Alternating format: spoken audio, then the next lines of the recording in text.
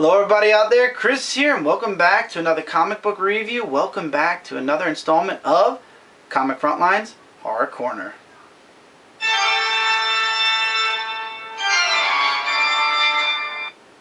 Gotta get that fixed. Yeah. Anyway, in this review, I will be reviewing the Aliens Fire and Stone miniseries, issue number 1 of 4. The second installment of the Fire and Stone series. As far as titles, first title was Prometheus, this title is Aliens, and then coming up in 2 weeks we have Aliens vs. Predator, issue number 1, which I'm looking forward to reviewing that as well. As you can see, since Mike showed you his iPod, this is going to be a digital comic review, so Mike will be showing you some internal artwork as I'm going through this book.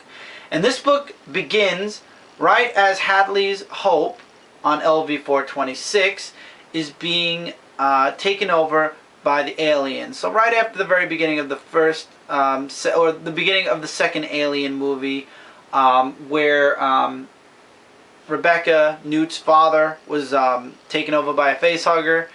Obviously things went out of control. We all know the movie, or if you haven't watched Aliens, I would highly recommend the first 2 movies. They were really good. Anyway, LV-426, Hadley's Hope, is being overrun with aliens now. The infestation is continually growing. The aliens are killing some of the terraformers, and the rest are dragging away, obviously, to the queen, or to the eggs, to the breeding ground to be cocooned and, what do you call it, spawned. That sounds weird, but believe me, you'd understand if you watch the Alien movies. Anyway, this guy, Russell, is leading some of the terraformer survivors away from the aliens. They're running from the aliens. They're trying to figure out a way to get either off the planet or somewhere safe on the planet until they can be rescued. He also comes into contact with another woman who is leading her survivors, Genevieve, and both of them, actually Russell comes up with a plan. He knows of a cargo ship which the captain's name is Nolan Cale, that's still on the planet, about to leave. So Russell and Genevieve and their survivors all head to Nolan's ship. Nolan gets overrun with some of the aliens. The survivors show up. Russell takes everybody, including Genevieve, and puts them on the ship. Nolan actually goes to clear the umbilical.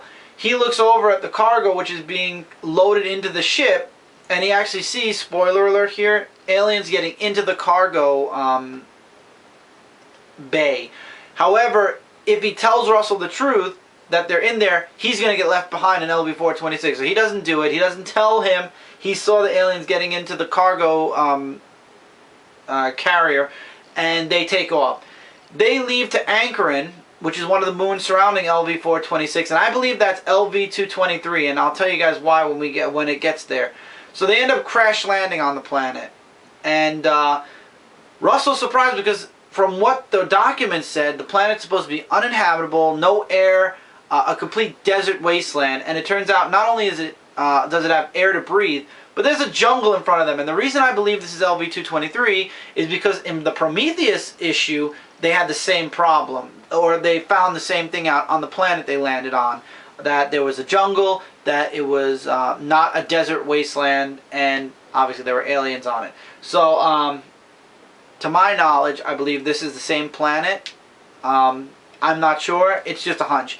So anyway, they open up the cargo bay door, and the aliens get out. You guys saw that. One of the pictures Mike showed from internal artwork actually was of that.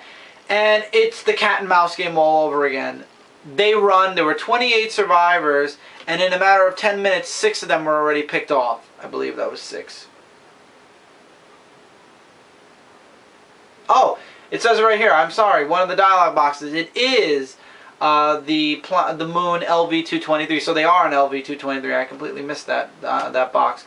So Russell and his crew run off into the forest in the hopes of getting away from the aliens. The aliens kill most of the people that were left behind, or drag the others off, obviously, to breed more aliens.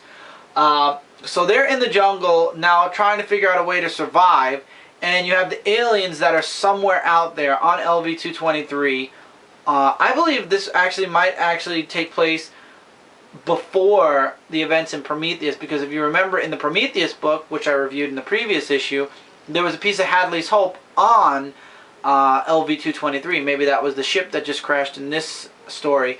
I don't know how Dark Horse is going to be interconnecting Fire and Stone, but I've really been loving the 2 issues I've read thus far.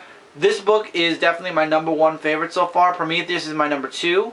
I guess I'll wait and see when Alien vs. Predator comes out, where that places off, and then I can tell you guys how I feel about all 3 series. But this is a really good book. 5 out of 5 stars. Excellent artwork, excellent story. Left stuff out on purpose, so you guys will definitely go out and check out this book because it was really good. With Dark Horse losing Star Wars, I hope they focus more on the Alien books and the Alien vs. Predator books, because I really loved those stories when they were in Alien vs. Predator, when they were in Dark Horse Presents. Minus the last Alien story, but that's because of really weird artwork in that book. So I'm looking forward to future, hopefully, miniseries involving aliens or Alien vs. Predator in the future from Dark Horse. I really do hope, especially with Alien Isolation only a few days away from release. Hopefully they really do focus on aliens a bit more. And with that, that's it for this review, guys. Don't forget to check out Comic Related, Comic Frontline, Zone 4 Podcast, and Frontline Gaming Zone. Together, we are your #1 source for comic-related news, reviews, and a whole bunch more. Feel free to leave comments below. If you guys read this book, let me know what you guys thought of this book. Did you think it was good? Did you think it was interesting? Didn't like it?